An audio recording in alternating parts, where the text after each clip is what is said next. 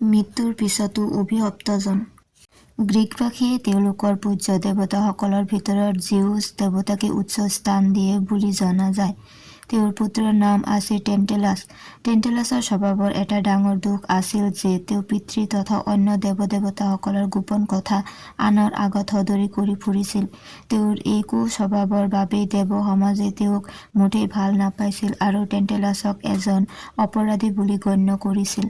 দেৱ সমাজৰ গোপনীয়তা ভংগ কৰাৰ দোষত তেওঁক দোষী সাব্যস্ত কৰি মৃত্যুদণ্ড দিয়া হয় আৰু মৃত্যুৰ পাছতো তেওঁক কঠোৰ শাস্তিৰ নিৰ্দেশ দিয়া হয়। ভাৰতৰ দৰে গ্ৰীকসকলেও ভাবে যে ইহকালৰ কুকৰ্মীৰ আত্মাই পৰকালতো শান্তি পায় আৰু সেইজনক কোনেও ভাল চকুৰে নাচায়।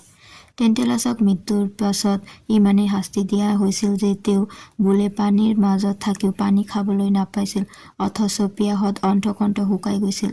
শাস্তিৰূপে তেওঁক এটি হ্ৰদৰ মাজত ৰখা হৈছিল, কিন্তু পিয়াহত পানী খাব বিচাৰিলে চাৰিওফালে উপচি থকা হ্ৰদৰ পানী শুকাই গৈছিল। মূৰৰ ওপৰত গছত ফল ভৰি ওলমি আছিল। ভোকত তেওঁ হাত মেলি ফল ছিঙি আনিব খুজিলেই ফলবোৰ তেওঁৰ পৰা বহু দূৰলৈ আঁতৰ হৈ গৈছিল। ইয়াৰ উপৰি তেওঁৰ মূৰত এটা পাহাৰ ওলমি থকা যেন অনুভৱ হৈছিল।